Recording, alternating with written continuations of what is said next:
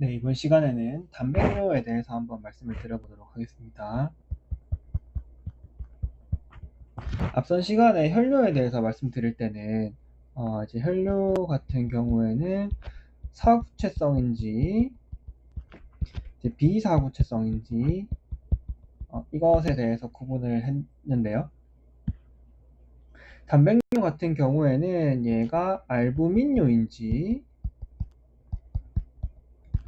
비알부민뇨인지 그것을 확인해야 됩니다. 그러면은 알부민이 뭔데에 대해서 먼저 알아야겠죠. 단백질의 종류의 일부인데 단백질을 크게 분류하면은 알부민과 글로불린 이렇게 나눌 수 있습니다. 쉽게 말해서 뭐 IgM, 뭐 IgA 이런 항체들이 이러한 글로불린이라고 면역 글로불린이라고 보시면 되고요. 그래서 이 알부민이 나오는지 아니면 다른 글로불린이 나오는지에 대해서 확인을 하면 되겠습니다. 자, 그러면은 먼저 단백뇨는 측정하는 방식에 대해서 조금 알고 계셔야 되는데요. 단백뇨 할 때 가장 먼저 사용되는 거는 이제 딥스틱이죠.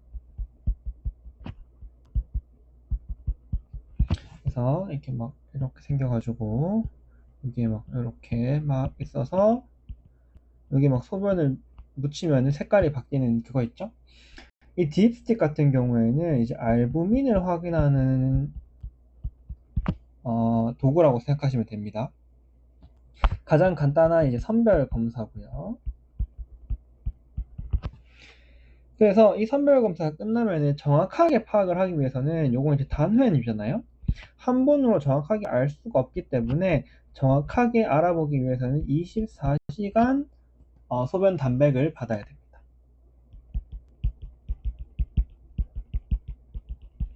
그래서 요거 같은 경우 예전에는 이제 골든 스탠다드였지만 24시간 동안 소변을 받으려면 아무래도 입원도 해야 되고 굉장히 용이하지가 않겠죠. 그래서 요즘에는 UPCR이라는 걸로 많이 대체가 되고 있는데요. 정확하게 표현하면 단회뇨 한 번으로 할 수 있는 거죠. 단회뇨 유린, 단회뇨 소변의 프로테인, 크레아틴 레이쇼. 그래서 UPCR로 많이 대체가 되고 있습니다. 그래서 요거는 이제 한 번의 검사로 24시간 소변 단백을 대체할 수 있다. 그래서 1번 1차 검사고요. 얘가 이제 2차 검사죠. 24시간 소변 단색이나 혹은 단회뇨의 UPCR을 이용해서 구할 수 있다. 그 다음에 얘는 이제 3단계인데 이제 단백질 전기 응동이라는 게 있습니다.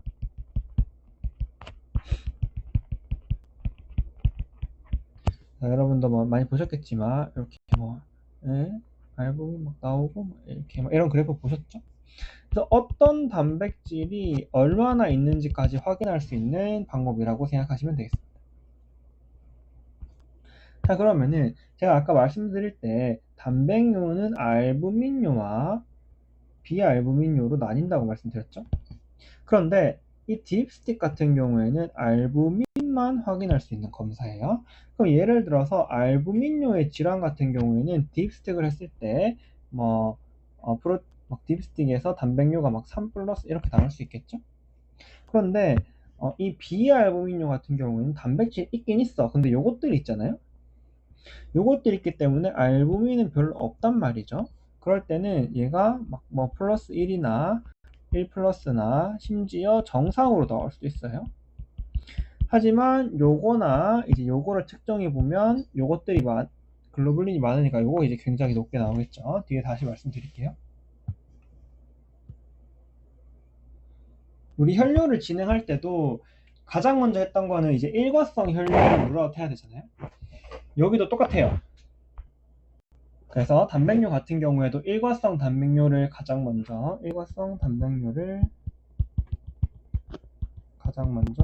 룰아웃 해야 되는데 일반인 단백뇨 같은 경우에는 이제 가장 중요한 건데 젊어야 됩니다. 젊은 환자에서 증상이 없어. 증상은 없는데 검진해봤더니 단백뇨가 있대요. 이렇게 주로 나옵니다. 그래서 이럴 경우에는 소아나 청소년에서 젊은 거 소아나 청소년에서 감염이나 감기 걸렸었어요 거나 열이 났었어요 혹은 뭐 격렬한 운동이라든지 마라톤을 했다 이런 격렬한 운동 뒤에 일시적으로 투과성이 감소되어서 발생할 수 있습니다. 혈뇨에서도 경과 관찰이나 재검했죠. 단백뇨 똑같습니다. 경과 관찰이나 재검을 진행해야 된다. 이렇게 보시면 되겠습니다. 자, 그 다음에 일과성 단백뇨를 룰아웃 했다면은 두 번째로 이제 이게 신중후 무슨 소리야? 이게 알부민뇨냐 비알부민뇨냐 이걸 확인해야 되는데요. 알부민뇨는 사실상 신증후군을 의미합니다. 그리고 비알부민뇨는 뭐 여러 가지가 있겠지만 저희 수준에서는 멀티플 마이엘로마 한글로 다발골수종을 의미합니다. 그래서 문제를 푸실 때 일단은 요거 자 순서가 1번 일과성 단백뇨를 룰아웃 한다. 그 다음에 2번 다시 다발골수종이니까 밑에 적을게요. 2번 다발골수종을 룰아웃 한다. 그게 아니라면은 이제 신증후군이 되는 겁니다. 실제로 병원에서 이런 식으로 진단하진 않겠죠. 하지만 저희는 문제를 풀 때는 이런 식으로 진행을 하시면 되겠습니다. 그럼 먼저 다발골수종에서 알아봐야 되는데 다발골수종은 사실 악성 증식 이라서 여기 뒤에 혈액 종양에서 더 자세하게 말씀드리겠지만은 가장 쉽게 말씀드리면은 할까요? 다발골수종 얘는 형질세포의 악성 증식이 가장 큰 원인입니다. 형질세포가 뭐 하냐면 이제 항체를 만드는 애잖아요. 그래서 면역 글로불린을 만드는 애예요. 그래서 단백질에 알부민과 글로불린이 있었죠. 그런데 이 질환 같은 경우에는 형질세포가 이 글로불린을 많이 생성하는 질환이다. 그래서 글로불린이 많은 거예요. 그래서 이 글로불린 생긴 것 중에 가볍고 작은 구조물, 라이트 체인이라고 불리는데 이 라이트 체인이 여과막을 통과하면서 소변으로 나오는 질환입니다. 이해되시죠? 그런데 이 라이트 체인은 알부민이 아니기 때문에 이 단백뇨 파트에서 다발골수종의 가장 큰 핵심은 딥스틱에서 알부민이 안 나온다는 얘기. 그래서 딥스틱 상에서 정상처럼 나올 수가 있어요. 하지만 이것도 단백질이 많은 거기 때문에 UPCR이나 24시간 단백뇨에서 단백질이 3.5g 이상으로 나올 수 있다. 이렇게 생각하시면 되겠습니다.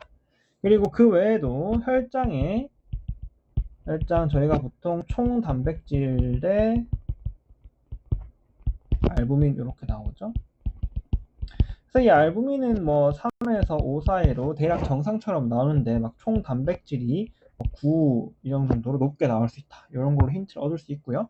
가장 중요한 건 이게 가장 중요하다 이렇게 생각하시면 되겠습니다. 소변에서 단백질이 나오고 있는데 딥스틱에서는 알부민이 안 나온다. 이걸로 보시면 되겠습니다. 물론 이제 크랙이라고 부르는 그러한 증상들이 있는데 그건 나중에 하고 이 단백질에서는 어쨌든 알부민이 안 나오는데 전체적인 단백질이 많다. 그래서 알부민은 없는데 글로불린이 많으니까 전체 단백질은 많다. 이게 핵심이라고 생각하시면 됩니다.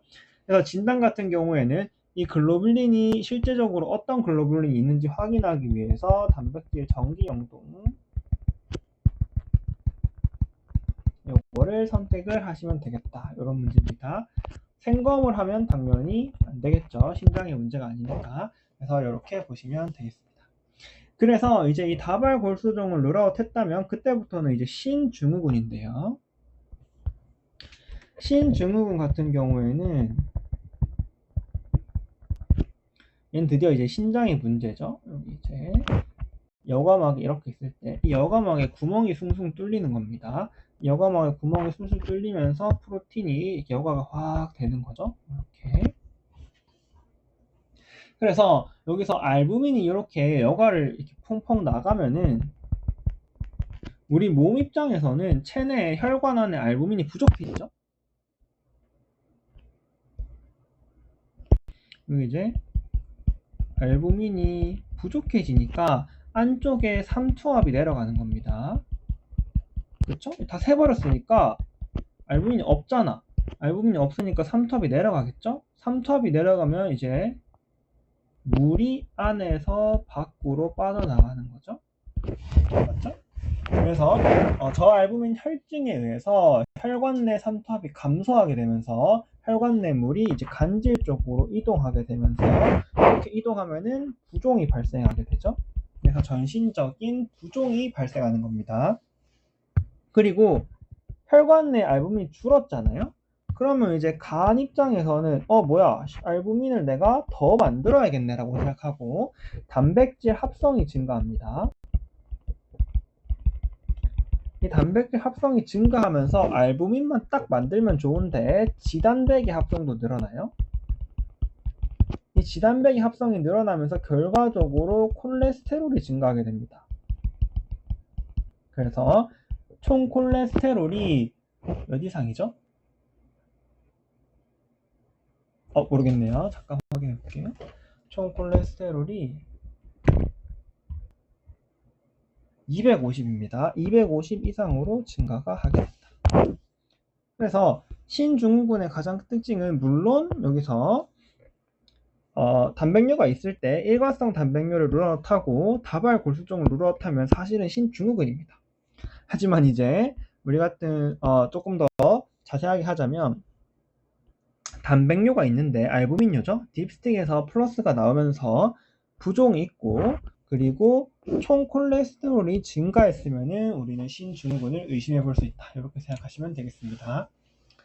그 다음에 여기 지금 어쨌든 부종이 생겼죠. 그 말은 물이 빠졌죠. 그 말은 혈장 안에 물이 감소하면서 우리 몸이 느끼기에 유효 혈장량이 감소한 것처럼 느껴지는 겁니다. 약간 간부전과 거의 비슷한 상황이죠. 그래서 유효 혈장량이 줄어들었다고 생각하기 때문에 RAA 시스템이나 이런 것들이 증가하게 됩니다. 이거 지금 활성화되면서 체액이 저류되는 악순환이 반복될 수 있다. 그래서 치료는 사후체 신염과 동일하게 저염식이나 ACE 이니비터나 ARB를 통해서 물을 빼주는 게 치료의 핵심이다. 이렇게 보시면 되겠습니다. 자, 그러면 이제 신증후군의 종류에 대해서 한번 말씀을 드려보도록 하겠습니다. 종류는 크게 이제 4가지가 있는데요. 미세변화병, 그래서 미니멀 체인지 디지즈 이렇게 하나가 있고요. 그리고 막성신경증,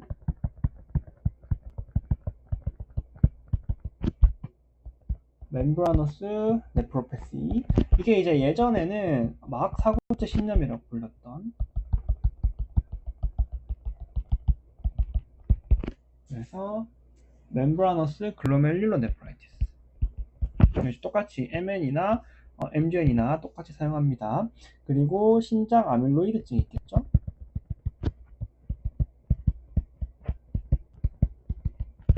그리고 국소 분절성 사구체 경화증.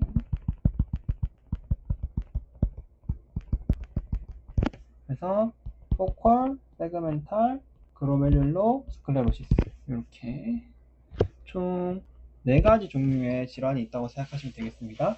자, 이제 먼저 하나씩 말씀드릴게요. 약자로 좀 쓰겠습니다. MCAD 같은 경우에는 이제 사구체 여과막의 족세포죠. 족세포의 발돌기가 소실되는 질환입니다. 그 그게 뭔데? 라고 하시면 저도 사실 잘 모르겠어요. 어쨌든 족세포의 발돌기가 소화되면서 이 여감막의 기능이 조금 떨어지는, 여감막에 있는 어떤 세포의 일종인가 봐요. 여감막의 기능이 떨어지는 그런 질환입니다. 형태 자체에 뭐가 염증이 생겼거나 뭐가 축적되었거나 형태 자체에 이상이 있는 건 아니에요. 그렇기 때문에 광학현미경상 이상이 없어요. 이제 요게 이제 문구의 핵심입니다. 요 말이 나오면 무조건 요거예요. 신장 생검을 했는데 광학현미경상은 큰 문제가 없어 보인다. 그러면은 MCD입니다.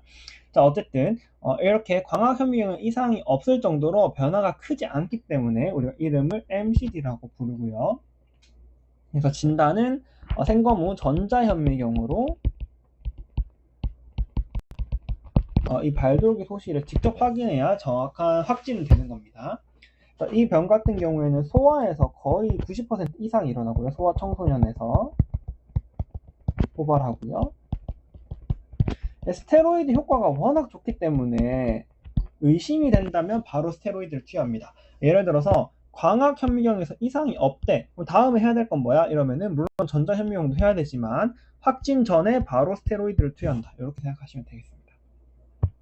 그게 이제 MCD고요. 그 다음에 MN 같은 경우에는 이제 성인에서 가장 많이 호발되는 질환인데요. 요거는 사구체 여기 여감막에 면역 복합체가 침착되는 질환입니다.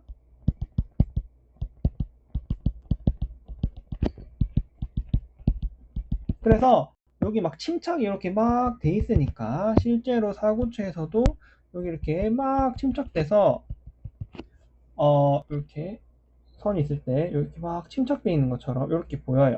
그래서 광학현미경에서도 실제로 막이 두꺼워진 것, GBM이 두꺼워진 것을 보이기 때문에 막사구체 신염이라고 옛날에 불렸고요. 요즘은 막성신병증 이렇게 부릅니다. 그래서 어떤 면역체가 침착되어 있는데 따라서 볼 수 있는데 가장 주로 나오는 거는 이름이 조금 긴데요. 항인지질 분해요소 분해효소 A2 수용체 항체랍니다. 뭔지는 정확하게 잘 모르겠어요. 어쨌든 요게 면역 복합체를 형성해서 침착하는 게 대표적인 사례입니다. 그래서 PLA2R 좀 외워주셔야 되죠. 자주 호발 빈출이니까 요거 조금 이름은 알아두셔야겠다. 그래서 이런 것이 침착되는 질환이다 라고 생각하시면 되고요. 이거 외에도 혹은 암에 대한 항원이나 혹은 B형 간염 바이러스 이런 것들에 의해서도 면역 복합체가 침착될 수 있다. 이렇게 생각하시면 되겠습니다. 자, 그 다음에 신장 아밀로이드증 같은 경우에는 요거 이제 핵심 용어는 이제 각각의 핵심 용어를 보시면은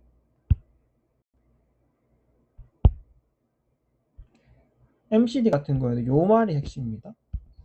펜을 좀 할까요? MCD 같은 거는 요 말이 핵심입니다. 광학현미경상 이상이 없다. 요게 핵심이고요. MN 같은 경우에는 요게 이제 핵심이라고 생각하시면 되겠습니다. 그 다음에 신장 아밀로이드 같은 경우에는 만성적인 염증이 있은 거예요. 염증이 발생하면 우리 몸에서는 이제 아밀로이드를 만들어내죠. A를 만들어내는데 이게 만성적인 염증이 있다 보니까 비정상적인 아밀로이드 A가 막 만들어지는 겁니다. 그래서 이 아밀로이드 A라는 놈은 염증이 있을 때 잠깐 나왔다가 할 일을 다 하고 다 분해돼야 돼. 근데 비정상적인 아밀로이드 A가 만들어지면서 분해가 안 되고 사구체 여과막에 축적되어 버리는 그런 질환입니다. 그래서 여기 이제 핵심은 만성적인 염증이 이제 핵심입니다. 그래서 만성적인 염증 같은 경우에는 뭐 예를 들어서 류마티스 관절염 RA라고 쓸게요. 류마티스 관절염이나 혹은 강직성 척추염이나 혹은 뭐 결핵이나 인플라마토리 바울 디지즈 이런 것들이나 만성적인 염증에 의해서 아밀로이드가 생성돼서 여과막이 축적될 수 있다. 그래서 예를 들어 막 문제를 봤는데 막 수십 년간 RA로 치료를 받고 있다거나 뭐 이런 거 있죠. 뭐 결핵으로 인해서 막 했는데 뭐 어떻고 요렇거나 아니면 IBD거나 이러한 만성적인 염증성 질환의 과거력이 있다면은 이것을 의심해 볼 수 있겠다. 이렇게 보시면 되고요. 자, 마지막으로 국소분절성 사구체 경화증 쓰지 말고 FSGH로 쓸게요. FSGS 요거 같은 경우에는 딱 이름부터 벌써 국소 분절이 되잖아요. 그러니까 전체 사구체에 문제가 생기는 게 아니라 약간 특정 사구체의 특정 부분에만 경화가 발생하는 거예요. 그래서 반복적인 심장이 손상되면서 스클레로시스가 발생하는 질환이죠. 그래서 반복적인 심장 손상에 의해서 특정 부분에 경화가 발생한 질환이다. 이렇게 보시면 되겠습니다. 그래서 반복적인 심장 손상이 핵심이에요. 예를 들어서 만성적으로 조절되지 않는 고혈압이라든지 그런 막 심장 동맥으로 피가 막 엄청난 압력으로 빡빡 쏘니까 심장이 손상을 만성적으로 받을 수 있겠죠. 그 다음에 반복적인 APN이라던가 혹은 DM이나 CKD 이런 것들이 있겠죠. 이런 것들로 인해서 반복적인 심장 손상에 의해서 경화가 일어나면은 FSGS가 발생할 수 있겠다. 이렇게 보시면 되겠습니다. 시험에 가장 많이 나오는 거는 이제 이렇게 요거 두 개가 이제 가장 많이 나오죠. 그래서 일단 순서대로 보시면은 첫 번째로 이제 일과성 단백뇨를 룰아웃 해야겠다. 뭐 젊고 증상 없어, 부종도 없고 뭐 이런 것도 없어. 그리고 근데 검사상 단백뇨가 나왔다. 혹은 평상시 아무렇지도 않았는데 어느 날 뭐 거품이 좀 많이 담겼다. 그러면은 경과 관찰이나 재검을 하시면 되겠다. 이렇게 보시고요. 두 번째로 다발골수종처럼 딥스틱상 없는데 알부민이 없는데 UPCR에서 단백질이 뿜뿜 나왔다. 그러면은 단발골수종 의심하고 단백질 정기 용동을 해보시면 되겠습니다. 그게 아니라면 이제 신증후군인데 신증후군 같은 경우에는 부종이나 혹은 콜레스테롤이 증가하는 경향을 보이고 치료 같은 경우에는 이 체액 저류를 해결해 주는 것이 중요하겠다. 그리고 신증후군의 종류에는 MCD, MN, 심장 아밀로이드증, FSGS가 있는데 물론 그 당뇨병에 의한 신장병도 있겠죠? 그거는 이제 뒤에 내분비에서 다시 말씀드릴게요. 그래서 이런 것들이 있겠고요. MCD 같은 거의 가장 큰 특징은 미세한 변화이기 때문에 광학에서 이상이 없다. 그리고 MN 같은 경우에는 면역 복합체 침착인데 주요한 면역은 요거다. 요거에 의해서 문제가 되고요. 신장 아밀로이드 같은 경우에는 RA 같은 만성적인 염증에 의해서 아밀로이드 A가 침착되는 거고요. FSGS 같은 경우에는 이제 반복적인 신장 손상이 원인이겠다. 이렇게 보시면 되겠습니다. 단백뇨는 여기까지 하겠습니다.